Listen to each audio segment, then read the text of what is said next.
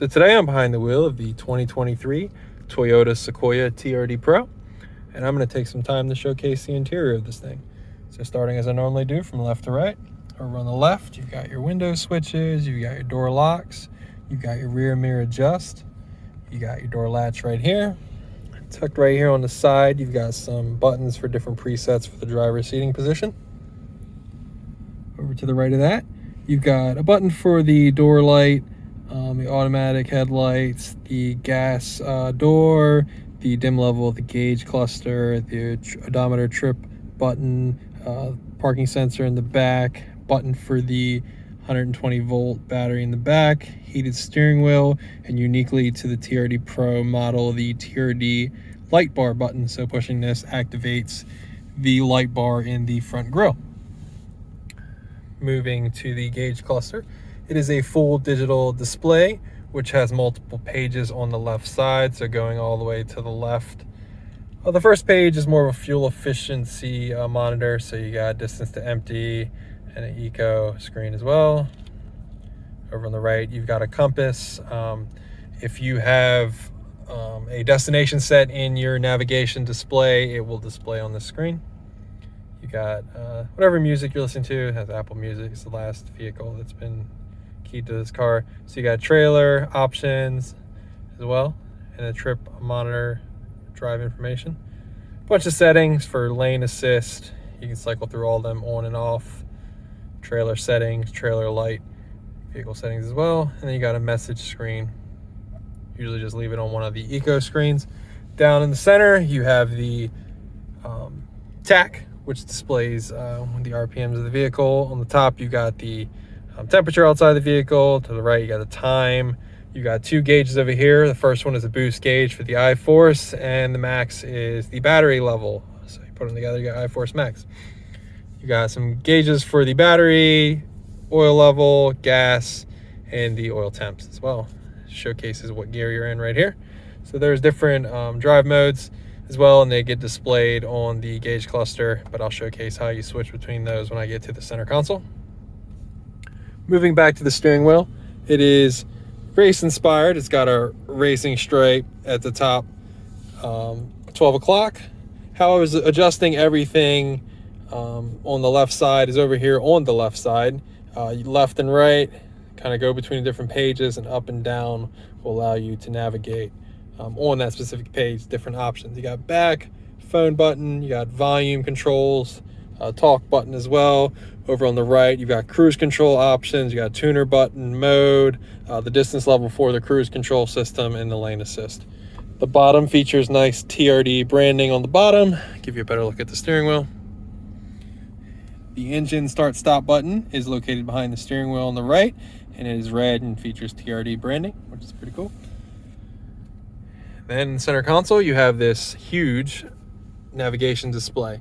So it has 5 main bubbles. So you got the navigation bubble, you've got media, music, whatever you listen to. I'm currently not synced together, so you can't see the Apple Music that I have. You got phone. I have no devices connected because I'm currently recording on one of those devices. You got vehicle. So you got trip information, current, history, vehicle alerts. There's no vehicle alerts at this time, which is good. So you got settings, you got Toyota user, so current setting for this vehicle. I'm currently on a press trip doing this, so we just have a generic Toyota user for everybody to use. You got personal info, Bluetooth devices, general, let's go in there real fast, accessibility, date and time, keyboard, notifications, Wi-Fi, display options. You can adjust the daytime light, nighttime the brightness, contrast. You got the camera, can be adjusted as well. Let's go to vehicle customize. So you got lights, door control, boarding and exit, climate, you name it, you can pretty much change it. You got software update as well. You can pretty much change everything you want. Below that, you've got a knob for the volume and power of the audio system. Then you've got different HVAC controls, and they're displayed digitally up here. So currently I have 63 degrees, and you can adjust it with these knobs for both the driver and passenger, and you can sync the rear as well. You got the fan button right here. You have a USB plug right here. Below that strip, you have heated seats, ventilated seats. You have defrost for the mirrors as well, but both the driver and the passenger get the heated and ventilated seats, which is cool. Below that, you've got a trailer button. You got a view button, looks like a coffee cup or teacup. You push this, it's really the camera button. Give you 360 view of the camera or of the vehicle. Push it again, makes it go away. So you have traction control off, the hazards button, the rear locker, 2 blank spots. Below that, you have a charging pad for your phone. You can see that it is on right here, indicated by that light. To the left of that, you've got the hold button. So if you are at a red light, you want to rest your foot, you push this button down with your foot on the brake. You can release, stretch your leg. Light turns green, you want to go again. Push it again, you can go. So you have the parking brake latch right here as well. Coming back from there, you have this great TRD branded gear lever. So you have park, reverse, neutral, and drive. And once you're in drive, you can hit it over and shift your own gears. Put it back in the park for safety. To the right of that, you've got 2 cup holders, which can be hidden like this, or you push it down and displays them. Currently holding my bottom of my gimbal.